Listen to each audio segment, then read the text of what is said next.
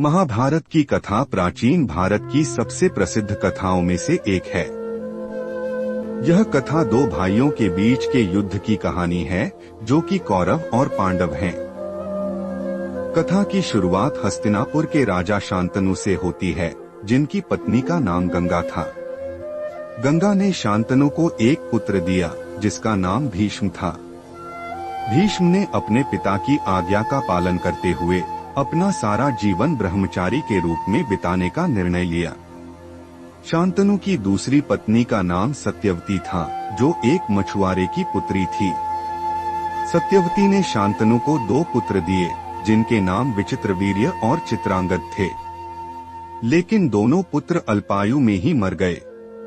सत्यवती के पुत्र वेद व्यास ने अपनी माता की आज्ञा का पालन करते हुए विचित्रवीर्य की दो पत्नियों से एक पुत्र का जन्म कराया। इन दो पुत्रों के नाम धृतराष्ट्र और पांडु थे। धृतराष्ट्र जन्म से ही अंधे थे, इसलिए पांडु को हस्तिनापुर का राजा बनाया गया। पांडु की पत्नी का नाम कुंती था, जो एक राजकुमारी थी। कुंती ने पांडु को 3 पुत्र दिए, जिनके नाम युधिष्ठिर, भीम और अर्जुन थे। धृतराष्ट्र की पत्नी का नाम गांधारी था, जो एक राजकुमारी थी। गांधारी ने धृतराष्ट्र को 100 पुत्र दिए, जिनके नाम दुर्योधन, दुशासन, विकर्ण आदि थे। कौरव और पांडव दोनों ही अपने पिता की मृत्यु के बाद हस्तिनापुर के राजा बनना चाहते थे। लेकिन धृतराष्ट्र ने अपने पुत्र दुर्योधन को हस्तिनापुर का राजा बना दिया।